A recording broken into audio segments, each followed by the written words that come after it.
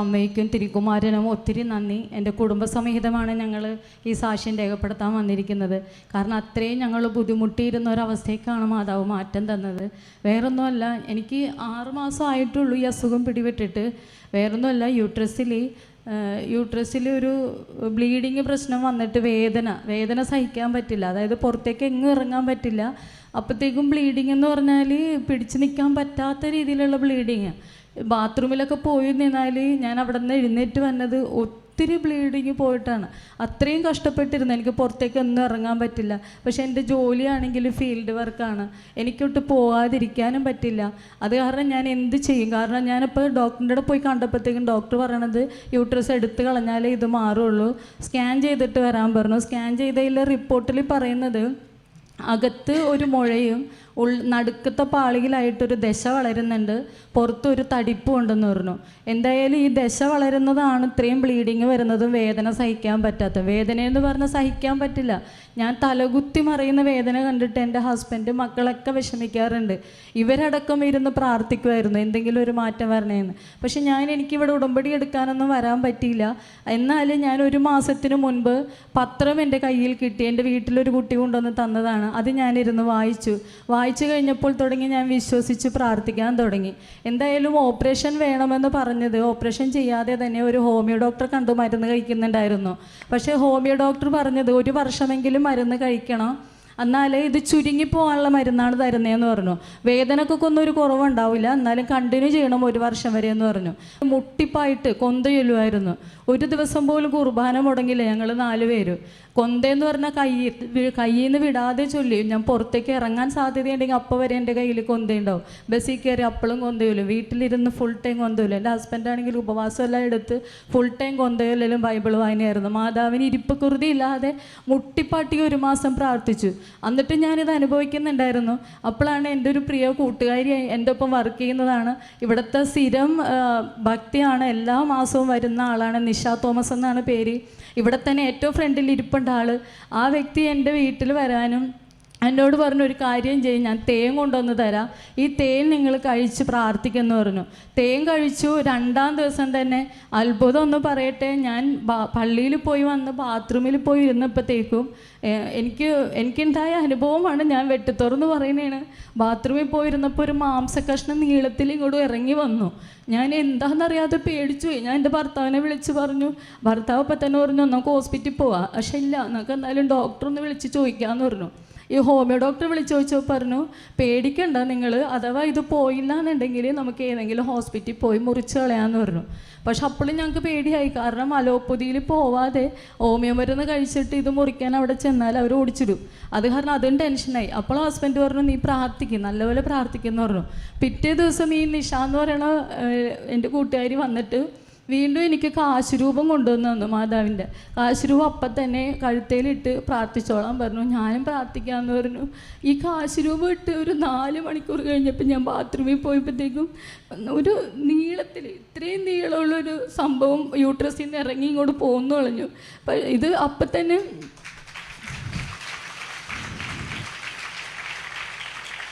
Photo എടുത്ത് ഞാൻ വെച്ചിട്ടുണ്ടായിരുന്നു. അപ്പോൾ ഡോക്ടർ ഹസ്ബൻഡ് അപ്പം തന്നെ ഫോട്ടോ കാണിച്ചു കൊടുത്തിട്ട് പറഞ്ഞു, ഇങ്ങനെ ഒരു സംഭവം ഉണ്ടായി. അപ്പോൾ ഡോക്ടർ തന്നെ ഞെട്ടുവാണ്, എന്താണ് ഏതാ പറയേണ്ടതെന്ന് ഡോക്ടറിനോട് അറിഞ്ഞുകൂടാ.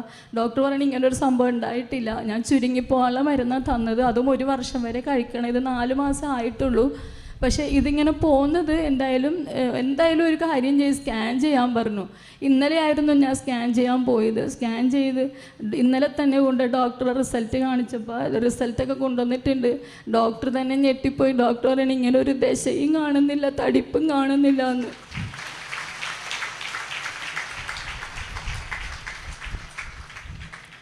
പക്ഷേ എങ്കിലും ഞങ്ങൾ മുട്ടിപ്പാട്ട് കുടുംബസമേതം പ്രാർത്ഥിച്ചപ്പോൾ മാതാവ് ഞങ്ങൾക്ക് അനുഗ്രഹം തന്നത് തന്നെയാണ്.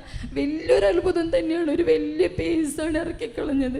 എല്ലാവരും അതിശയിക്കുക, ഇങ്ങനെ ഒരിക്കലും പോരില്ലെന്നാണ് പറയണത്. ഡോക്ടർ എന്നെ പറയണത്, യൂട്രസ് എടുത്ത് കളയാണ്ട് ഈ സാധനം പോരില്ലെന്നാണ് പറയണത്. അഥവാ ഇനി കുറേ നാൾ മരുന്ന് വെച്ചാൽ തന്നെ ഇത് ചുരുങ്ങിയേ പോവുള്ളൂ. പക്ഷേ ഈ സാധനം പറിച്ച് പുറത്തേക്ക് എടുത്ത് കളഞ്ഞു. എനിക്ക് ആ ഭാരം പോയതും വേദന മാറിയതും ബ്ലീഡിങ് നിന്നുകയും ചെയ്തു. എനിക്ക് ഇപ്പോൾ മുമ്പ് ഞാൻ അനുഭവിച്ചിരുന്ന വേദനയില്ല, ബ്ലീഡിങ്ങും ഇല്ല, ഒന്നുമില്ല. ദൈവത്തിന് ഒത്തിരി നന്ദി, മാതാവിന് ഒത്തിരി നന്ദി, 1000 നന്ദി. എത്ര നന്ദി പറഞ്ഞാലും മതിയാവില്ല. എൻ്റെ കുഞ്ഞടക്കം ഇരുന്ന് പ്രാർത്ഥിക്കുമായിരുന്നു നമ്മുടെ അസുഖം മാറണമെന്ന്. അത്രയും അനുഭവിച്ചിരുന്ന ഒരു അസുഖമാണ് മാതാവ് എടുത്ത് മാറ്റി തന്നത്. എല്ലാ ആളുകൾക്കും ഇതുപോലെ വിശ്വസിച്ച് പ്രാർത്ഥിച്ചാൽ നടക്കാത്തതൊന്നുമില്ല. കർത്താവ് ജീവിക്കുന്ന ദൈവമാണ്. ദൈവം നമ്മുടെ പ്രാർത്ഥന കേൾക്കും, ഒത്തിരി അനുഗ്രഹം തരും. വിശ്വസിക്കുക, പ്രാർത്ഥന. പേര് ടിൻസൺ. ഞാൻ വരുന്നത് ദുബായിൽ നിന്നാണ്. ഇന്നലെയാണ് ഞാനിവിടെ വന്നത്, നാട്ടിൽ വന്നത്, തിരിച്ചു വന്നത്. ഞാൻ ആദ്യമായിട്ട് ഉടമ്പടി എടുക്കുന്നത് 2022 സെപ്റ്റംബർ 3-ാം തീയതിയാണ്. അതിനൊരു മാസം മുമ്പ് 2022 ഓഗസ്റ്റ് 17-ാം തീയതി ഞാൻ ഓൺലൈനിൽ ഉടമ്പടി എടുത്തായിരുന്നു. അന്ന് ഞാനിവിടെ വന്നിട്ട് തിരിച്ചു പോയിരുന്നു. 2022 ഞാൻ ഉടമ്പടി എടുക്കുമ്പം എൻ്റെ ഒരു ആവശ്യം എന്ന് പറയുന്നത് എനിക്കൊരു നല്ല ജോലി വേണമെന്നുള്ളതായിരുന്നു. ഞാൻ PG കഴിഞ്ഞിട്ട് ഒരു 5 വർഷത്തോളം നാട്ടിൽ ജോലി ചെയ്തു. ശമ്പളമൊക്കെ വളരെ കുറവായിരുന്നു. എനിക്ക് ഏകദേശം 12,000 രൂപയേ ഉള്ളൂ. എന്നെ കൊണ്ടൊന്നും പറ്റുന്നില്ലായിരുന്നു. അപ്പം ഞാനിവിടെ വന്ന് ഉടമ്പടി എടുത്ത് ഒരു മാസം കഴിഞ്ഞപ്പം ഞാൻ ആ ചെയ്തുകൊണ്ടിരുന്ന ജോലി രാജിവെച്ചു. 3 മാസം കഴിഞ്ഞ് ഞാൻ വീണ്ടും വന്ന് പുതുക്കി. അപ്പം ഞാൻ മാതാവിനോട് പറഞ്ഞു, അടുത്ത പ്രാവശ്യം വന്ന് പുതുക്കാൻ വരുമ്പം എൻ്റെ പുതുക്കാൻ വരാൻ പൈസ ഇല്ലെന്ന് പറഞ്ഞു. പക്ഷേ ഞാൻ വരുമെന്ന് പറഞ്ഞു. പുതുക്കാൻ പൈസ ഇല്ലെങ്കിലും ജോലി ഇല്ലെങ്കിലും ഞാൻ ഇവിടെ വരുമെന്ന് പറഞ്ഞു. 3-ാമത്തെ മാസം പുതുക്കേണ്ട സമയമായപ്പം എൻ്റെ കയ്യിൽ പൈസ ഇല്ല. ഏകദേശം 400 രൂപ മാത്രമേ എൻ്റെ കയ്യിലുള്ളൂ. അപ്പോൾ ഞാൻ നോക്കിയപ്പോൾ പുതുക്കണമെങ്കിൽ ഏകദേശം 300 രൂപയ്ക്ക് മേളിലാവും.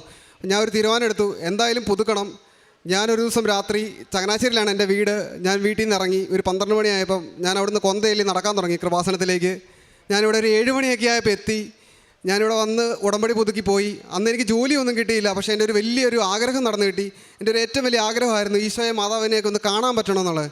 അന്ന് ഇവിടുന്ന് പോയി ക്ഷീണമായിരുന്നു. ഞാൻ റൂമിൽ ചെന്ന് കിടന്നു. അപ്പോൾ ഞങ്ങളുടെ വീട്ടിലൊരു തിരുക്കുടുംബത്തിൻ്റെ രൂപമുണ്ട്. അപ്പോൾ അതിൽ നിന്ന് ഉണ്ണീശോ നേരെ ഇറങ്ങിയിട്ട് രാവിലെ വരെ വന്ന് എൻ്റെ അടുത്ത് വന്ന് കുറേ നേരം കളിച്ചു. എനിക്കൊന്നും പറയാൻ കിട്ടിയില്ല. ഞാൻ ചിരിച്ച് കളിച്ച് നിന്നതേ ഉള്ളൂ. അപ്പോൾ ഞാൻ ഓർത്ത് എന്ത് പറയണമെന്ന് ഓർത്തിട്ട് ഒന്നും കിട്ടുന്നില്ല. സന്തോഷം കൊണ്ടൊന്നും പറയാൻ പറ്റിയില്ല. 3 മണിയായപ്പോൾ ഞാൻ ഉണ്ണീശോട് ചോദിച്ചു, ഇപ്പോൾ എല്ലാവരും എണീറ്റ് വരുമല്ലോ എന്ന് ചോദിച്ചു. തിരിച്ച് ഓടിപ്പോയി ആ രൂപത്തെ കയറി ഇരുന്നു. പിന്നെ വന്നിട്ടില്ല. പക്ഷേ എനിക്ക് ഭയങ്കര സന്തോഷമായി അന്ന് മുതൽ. കാരണം എൻ്റെ ഏറ്റവും വലിയ ആഗ്രഹമായിരുന്നു നടന്നു കിട്ടിയേ. അതിനുശേഷം ഞാൻ വീണ്ടും ഇവിടെ വന്നു. പക്ഷേ അന്ന് എനിക്ക് പുതുക്കാനൊരു മാർഗ്ഗമില്ല. എൻ്റെ ഇന്ന് എനിക്ക് കാശുരൂപം നഷ്ടപ്പെട്ടു പോയി. ഇപ്പം പുതിയതായിട്ട് ഉടമ്പടി എടുക്കണമെന്ന് പറഞ്ഞു. അപ്പോൾ ഞാനിവിടെ വന്നപ്പം ഞാനിവിടെ ഒരു ചേച്ചിയുണ്ട്. ആ ചേച്ചി പേര് പറയരുതെന്ന് പറഞ്ഞു. ഞാൻ ആ ചേച്ചിയോട് ചോദിച്ചു, ചേച്ചി എനിക്ക് പുതുക്കണമെന്നുണ്ട്, പക്ഷേ എൻ്റെ പൈസ ഇല്ലെന്ന് പറഞ്ഞു.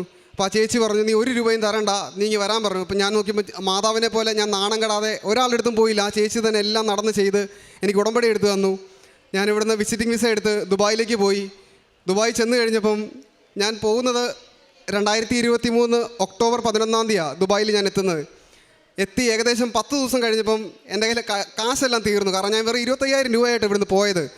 അവിടെ എനിക്കത് കിട്ടിയത് അവിടുന്ന് പൈസ മാറിയപ്പോൾ 954 ദിർഹമാണ്. അതിൽ 450 ദിർഹം റൂമിനും 250 വാടകയും കൊടുത്തു കഴിഞ്ഞാൽ പിന്നെ പള്ളിയിൽ പോകാനുള്ള ഇച്ചിരി പൈസയും ഉള്ളൂ. 24-ാം തീയതി ആയപ്പം ഒക്ടോബർ 24, 2023 എൻ്റെ കയ്യിൽ ബാക്കിയുള്ളത് 20 ദിർഹമാണ്. അപ്പോൾ അന്ന് ഞാൻ അവിടെ പള്ളിയിൽ നിൽക്കുമ്പം ഒരു ആഫ്രിക്കൻ അമ്മച്ചി അവിടെ നിന്ന് കരയുക. അപ്പോൾ എനിക്ക് ഇവരോട് എന്ത് പറയണമെന്ന് അറിയത്തില്ല. ഇവർ ഏത് ഭാഷയാണ് ഒന്നും അറിയില്ല. ഞാൻ ചെന്നിട്ട് പറഞ്ഞു, എന്തിനാ കരയുന്നതെന്ന് ചോദിച്ചു ഇംഗ്ലീഷിൽ. അപ്പോൾ ഇവരെന്തൊക്കെയോ പ്രശ്നം പറഞ്ഞു, വിസ കൊടുക്കത്തില്ല അവർക്ക്. അപ്പം അതിൻ്റെ പ്രശ്നങ്ങളൊക്കെ എന്നോട് പറഞ്ഞപ്പോൾ ഞാൻ പറഞ്ഞു, കരയണ്ട. ഞാൻ നോക്കുമ്പോൾ അവിടെ ഒരു കൃപാസന മാതാവിൻ്റെ പടം ആരോ പ്രിൻറ്റ് ചെയ്ത് വെച്ചിട്ടുണ്ട്. ഒരു മലയാളം പ്രാർത്ഥനയുണ്ട്. പ്രാർത്ഥന എടുത്ത് ഞാൻ പോക്കറ്റ് ഇട്ടിട്ട് ഞാൻ പറഞ്ഞു, ഈ പടം നിങ്ങൾ പിടിച്ചോ, ഈ മാതാവ് നിങ്ങളെ രക്ഷിക്കുമെന്ന് പറഞ്ഞു. എന്നിട്ട് ഞാൻ ഇവരോട് സംസാരിച്ച് പുറത്തേക്ക് ഇറങ്ങിയപ്പം ഞാൻ ഇവരോട് ചോദിച്ചു, നിങ്ങൾ വല്ലതും കഴിച്ചോ എന്ന് ചോദിച്ചു. അപ്പോൾ ഇവരില്ലെന്ന് പറഞ്ഞു. അപ്പോൾ എനിക്ക് അടുത്ത ദിവസം കൂടെ പള്ളി വരാനുള്ള 20 ദിർഹം എൻ്റെ ലാഗേ ഉള്ളൂ. അപ്പോൾ എനിക്കറിയാം 20 ദിർഹം കൊടുത്താൽ ഒരു നേരത്തെ ഭക്ഷണം കിട്ടുമെന്ന് എനിക്കറിയാം. ഞാൻ പറഞ്ഞു, നിങ്ങളിത് കഴിച്ചോ എന്ന് പറഞ്ഞാൽ 20 ദിർഹം കൊടുത്തിട്ട് ഞാൻ തിരിച്ചോടി പള്ളി വന്നു. ഞാൻ മാതാവിനോട് പറഞ്ഞു, അമ്മ എൻ്റെ പൈസ തീർന്നു, ഞാൻ എങ്ങനെ പള്ളി വരുന്നതെന്ന് ചോദിച്ചു. കാരണം ഞാൻ താമസിക്കുന്ന അബൂഹയിൽ എന്ന് പറഞ്ഞ സ്ഥലത്താണ്. അപ്പോൾ ദുബായിലുള്ളവർക്കൊക്കെ അറിയാം, പള്ളിയിൽ നിന്ന് ഇച്ചിരി ദൂരമുണ്ട്. പള്ളി ഊതുമെത്തയിലാണ്. അപ്പം ഞാൻ അവിടുന്ന് തീരുമാനിച്ചു, എന്ത് വന്നാലും പള്ളി വരും, കുർബാന മുടക്കില്ല. കാരണം വൈകുന്നേരം വരെ അവിടെ കുർബാനയുണ്ട്. അപ്പം നടന്നാലാണെങ്കിലും പള്ളി വരാം. ഞാനൊരു ദിവസം 3 മണിക്ക് പിറ്റേ ദിവസം എണീക്കുക. 3 മണിക്ക് എണീറ്റിട്ട് ഇതേമാതിരി ഇവിടെ നടന്ന ധൈര്യത്തിൽ ഞാൻ അവിടെ നടന്നു. വഴിയൊന്നും അറിയില്ല. ഓഫ്ലൈൻ മാപ്പിട്ട് നടന്നു. 6 മണിക്കാണ് കുർബാന. ഞാൻ 5:30 ആയപ്പോൾ പള്ളിയിലെത്തി. 2.5 മണിക്കൂർ കൊണ്ട് നടന്ന് പള്ളിയിലെത്തി. അങ്ങനെ 3 ദിവസം നടന്നു. 28-ാം തീയതി ഇവിടെ ജവമാല റാലി നടക്കും. അപ്പോൾ ഞാൻ സങ്കടം പറഞ്ഞു മാതാവിനോട്, എനിക്ക് റാലി പങ്കെടുക്കണമെന്നുണ്ട്, പക്ഷേ ഇവിടെ 2 മണിക്കൂറേ നടക്കാൻ പറ്റുള്ളൂ, ഇത് വെച്ച് അഡ്ജസ്റ്റ് ചെയ്യണമെന്ന് പറഞ്ഞു.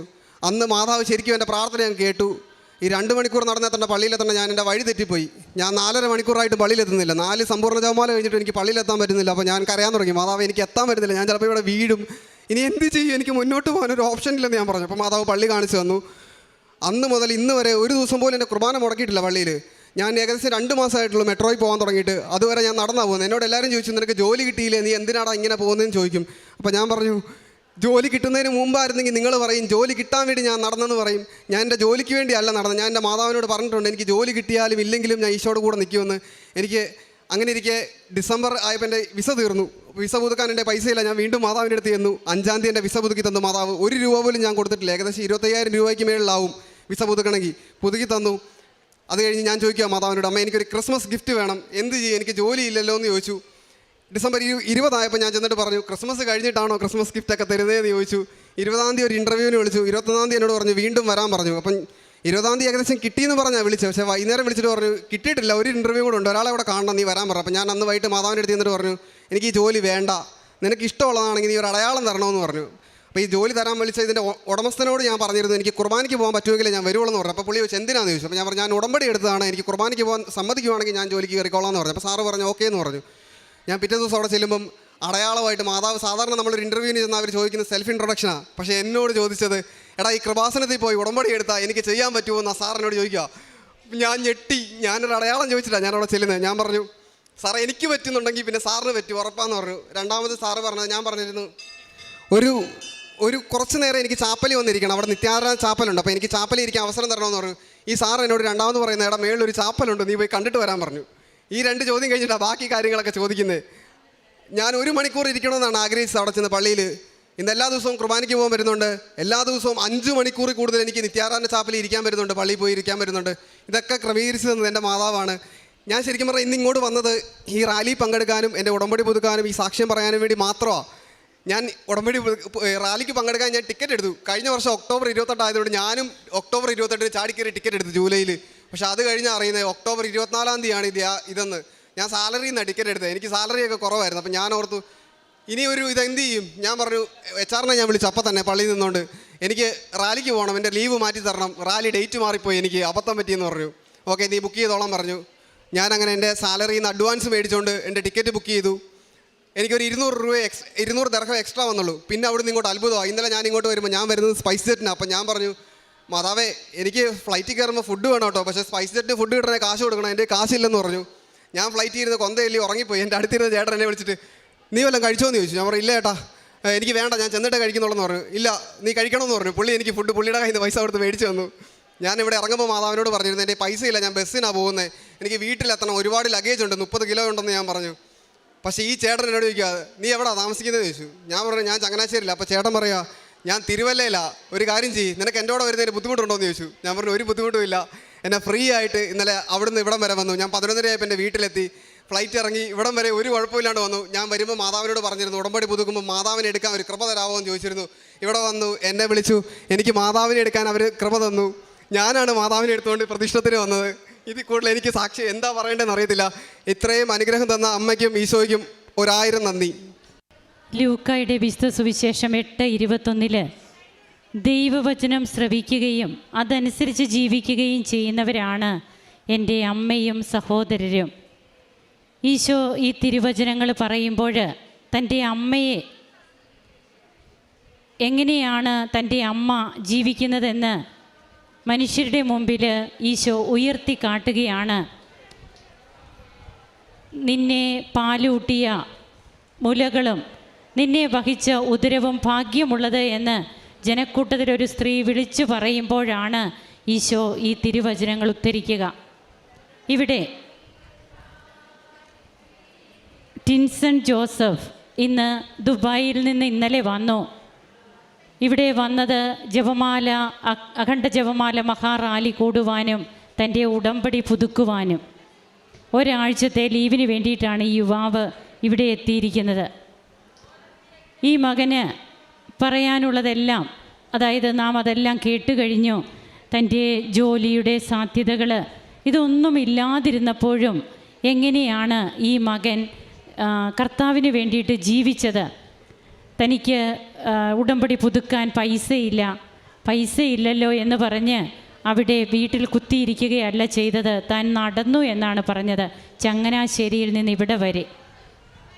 അപ്പോൾ പിന്നീട് ഈശോ കൊടുത്ത കൃപ, ഉണ്ണീശോ തൻ്റെ കൂടെ രാത്രി മൊത്തം ഉണ്ടായിരുന്നു.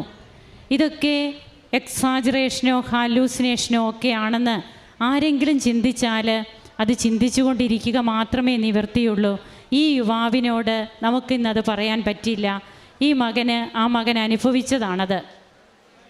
അതുപോലെ അതായത് ഈശോയ്ക്ക് വേണ്ടിയിട്ട് എന്തും ചെയ്യുവാൻ, ഏതറ്റം വരെ പോകുവാൻ തൻ്റെ ഉടമ്പടിയെ അത്രയ്ക്ക് കർത്താവിനോട് കൊടുത്ത വാക്കാണ്. കർത്താവിനോടാണ് നാം വാക്ക് കൊടുക്കുക. ഉടമ്പടി അതാണ്. അപ്പോൾ ഉടമ്പടി എടുത്തിട്ട് അത് ഉഴപ്പി നടക്കാനല്ല, ഉടമ്പടി ഏറ്റവും നന്നായിട്ട് ജീവിക്കണമെന്ന് തന്നെയാണ് ഈശോ ആഗ്രഹിക്കുക. അതുകൊണ്ടാണ് ഈ മകൻ എടുത്ത ആ ഒരു റിസ്ക്. അതുകൊണ്ടാണ് വിശേഷ വിധിയായിട്ട് നിങ്ങൾ എന്താണ് ചെയ്തത്? ഈ മകൻ അതിന് പറയാൻ വാക്കുണ്ട്. അതായത് താൻ എന്താണ് വിശേഷ വിധിയായിട്ട് ചെയ്തുകൊണ്ടിരിക്കുന്നതെന്ന്. നമ്മുടെ ജീവിതത്തിൽ നാം സീരിയസ് ആയാൽ ദൈവം സിൻസിയറാകും, നാം സിൻസിയറായാൽ ദൈവം സീരിയസ് ആകും. ഇതാണ് ബഹുമാനപ്പെട്ട VP ജോസഫ് അച്ഛൻ പറയുക.